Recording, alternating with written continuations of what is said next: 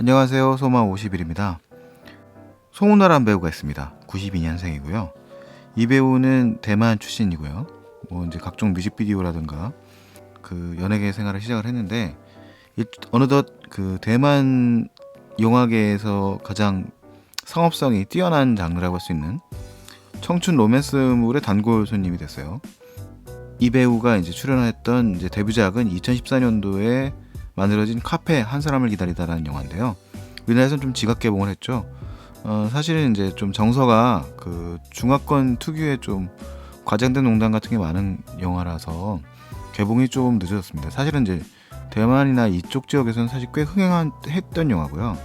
이 작품은 이제 구파도라고 하는 인물이 원작입니다. 이 구파도의 원작 영화로는 그 시절 우리가 좋아했던 소녀의 원작자이기도 하거든요.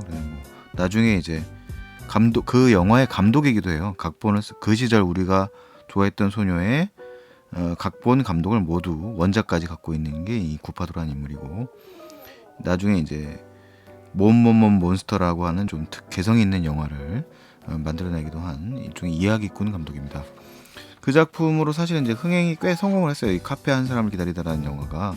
하지만 이제 국내에는 송은화의 다음 작품이자 가장 대표적으로 갈 수 있는 나의 소녀시대의 흥행에 힘입어서 나중에 이제 개봉이 됩니다. 80년대가 배경이었던 나의 소녀시대에서도 송은화는 그 왕대륙의 일종의 파트너로서 이제 청춘 10대 후반에 이제 일종의 히로인으로서의 역할을 담당하죠. 그 이후에 이제 2017년도에는 타임루프물이라고 할 수 있는 안녕 나의 소녀시대에서는 또 잘생긴 류이호란 배우와 같이 연기를 했습니다. 영화의 만듦새는 그렇게까지 훌륭하다고 말할 수 있는 영화는 아닌 것 같은데요. 나의 청춘의 너의 것이란 영화도 마찬가지로 만듦새가 그렇게 훌륭한 영화라고 하기는 어려울 것 같습니다.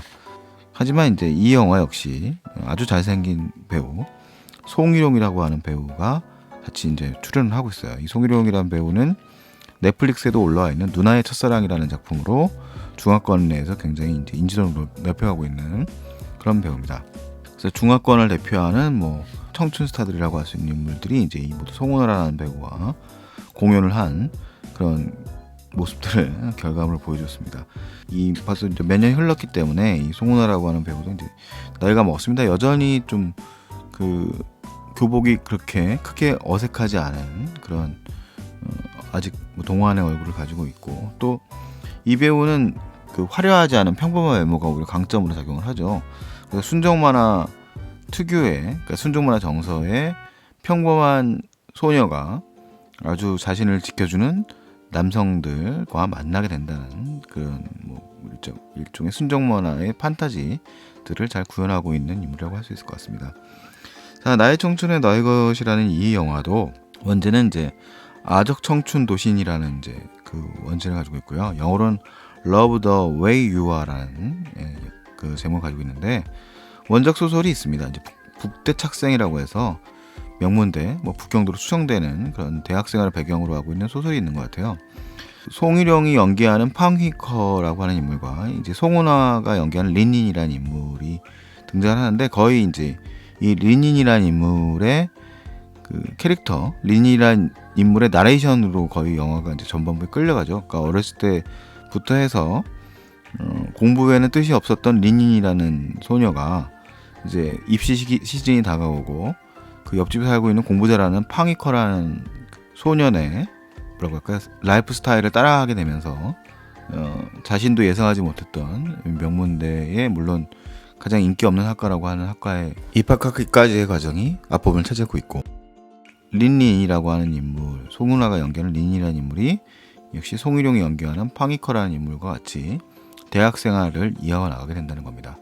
아마도 국산학과가 배경인데요. 사실은 우리나라에서도 명문대에서 농대가 크게 인기가 있다고 말하기는 어렵기 때문에 그런 설정과 좀 유사한, 그래서 이 영화에서 그 흘러가는 이야기들은 거의 예상이 된다고 말할 수밖에 없는 스토리로 이제 흘러갑니다. 이제 둘이 사랑에 맺어지는 게 중요한 관건 아니겠습니까? 대만 청춘 로맨스 코미디물의 전형을 거의 따라간다고 볼 수 있는데요. 좀 더 이 영화는 그 구도상으로 보자면 좀 더 익숙하고, 그다음에 형식적으로 보자면 만화적인 방법들을 초반부에 굉장히 많이 사용합니다. 그래서 이야기를 나레이션을 하면서 전개되는 이제 화면 전개 같은 것들이 만화식으로 넘어가는 장면들도 많이 보여지고, 영화의 효과음이라든가 음악의 사용이라든가 에서도 뭐 효과음을 뭐 댕하고 소리를 낸다든가 그런 식의 특징들을 많이 이용하고 있어요. 그래서 영화의 전반부는 이제 경쾌하게 흘러가는 거고요. 대략 예상이 되는 스토리로 갑니다. 사실은 이제 이 영화의 관점은 린인이라고 하는 이 여자 주인공의 흐름으로 가는데 관객들, 극 중에 등장하는 인물들, 주요 인물이라고 할 수 있는 인물들은 삼각관계에 해당되는 인물들 정도밖에 없기 때문에 송위룡이 연기하는 팡이커가 린린에게 어쨌든 호감을 갖고 있다는 것은 금방 알아챌 수 있는 거거든요. 이제 그거를 이제 린린만 모르고 있는 거죠. 그래서 그런 이제 깨달음을 얻는 과정이 이제 영화의 후반부로 풀어가는 이야기인데, 너무 뻔하기 때문에, 너무 예상이 되기 때문에 좀 플롯적인 그런 흥미진진함은 좀 떨어지는 편입니다, 솔직히. 다만 이제 이 영화의 이제 좀 삼각관계 고전적 구도의 한 축을 담당하는 건 예루팅이라고 하는 이제 이면유라고 하는 좀 젊은 배우가 연기하는, 순정 만화에서 따지자면 평범한 여주인공과 대비되는 그 부유하고 공부도 잘하고 외모도 이쁜 뭐 그런 인물이 또 한 명 등장을 하고요. 외에는 조금 특별하게 보이는 등장인물은 별로 없습니다. 사실은 뭐 이 린이라는 인물은 친구들을 감동시키는 행동을 하는 좋은 친구로 등장을 합니다만, 그런 친구 관계의 묘사 같은 것들은 조금 소홀한 편입니다.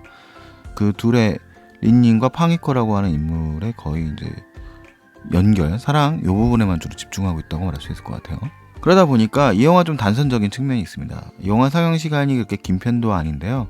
그 앞부분에 나왔던 학창 시절, 고등학교 학창 시절에 좀 오해가 있어요. 린리는 이제 팡이커와 그 예루팅, 자신을 좋아하는, 자신과 이제 그 사실 뭐 린린 주변에는 이 팡이커밖에 보이는 인물도 없기 때문에 팡이커라고 하는 인물과 예루팅이라고 하는 인물을 연결시켜서 자신이 이제 공부를 좀 덜 하고자 하는 그런 아주 사소한 잔꾀를 내죠. 그런데 그 관계들에 대한 설명들, 연결성을 어떻게 짓는지, 그들을 어떻게 이어주는가에 대한 얘기도 좀 없고요. 줄여서는 조금 아쉬운 면이 있는 것 같습니다. 그 영화라고 하는 걸 말로 이렇게 풀어가는 방식은 이렇게 좀 동의하기가 좀 어려운 면이 있죠.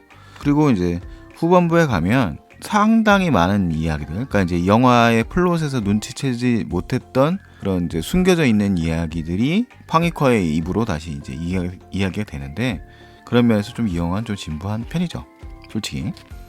다만 이제 이 영화는 이제 대만산 청춘 로맨스물의 순정 만화적인 측면들을 극대화한 그런 측면이 장점입니다. 그냥 화사한 화면에 단순하고 명쾌한 주인공들, 그리고 사랑만 알고 있는 사랑꾼들이죠. 그들의 이야기들이 펼쳐지고 있는 재미로 보는 영화인 것 같아요. 순정 만화를 보는 재미인데, 순정 만화 속에 있는 모험과 질투의 깊이는 그렇게 깊지 않은 편이고, 그 둘에 대한 애정을 가지고 있는 등장인물들이 등장을 해서 이야기를 풀어간다는 점 정도에서 매력이 있는 것 같습니다. 뭐 여태까지 송은화가 나왔던 영화들을 잠깐 언급했습니다만, 그녀가 출연했던 영화들 중에서도 영화적 재미로 봤을 때는 뭐 이렇게 훌륭하다고 말할 수 없는데, 사실 한국 영화에서는 없는 거거든요. 이렇게 아주 천연덕스럽게 뻔뻔할 정도로 순정 만화적으로 가는 영화의 장르는 사실 한국 영화에선 보기 힘든 면이라서 어쩌면 개인적으로 좀 부러웠습니다. 청춘이라고 하는 거는 이렇게 어떻게 보면 단순하게 사랑에 빠져드는 그런 매력과 판타지를 좀 가지고 있어야 되는 건데, 우리 영화 속에서는 좀 그런 이야기들이 너무 없는 게 아닌가라는 좀 생각도 들기도 해서, 사실 이 나의 청춘은 너의 것은 영화의 만듦새에 비하면 개봉 시점에서 흥행이 나쁘지 않은 영화거든요. 개봉 일주일 안 됐는데 한 4만 명 이상의 관객이 모여서 코로나 전국이라는 걸 감안을 해보면, 아직까지 정상화가 안 됐다는 걸 감안해보면 그렇게 나쁘지 않은 흥행 스코어를 기록하고 있어서, 이런 좀 밝고 명랑한 청춘 영화가 좀 한국 영화계에서도 좀 나왔으면 좋지 않겠느냐, 뭐 그런 생각이 좀 들었습니다. 이게 청춘은 사랑 아니겠습니까? 그래서 우리들의 청춘들의 사랑을 좀 응원하고, 나의 청춘은 너의 것 이상의 좀 이쁘고 아름다운 사랑 이야기를 좀 봤으면 하는 그런 아쉬움이 이 영화를 보면서 드네요. 예, 이상 뭐 나의 청춘은 너의 것 뭐 길게 얘기할 건 없는 것 같습니다.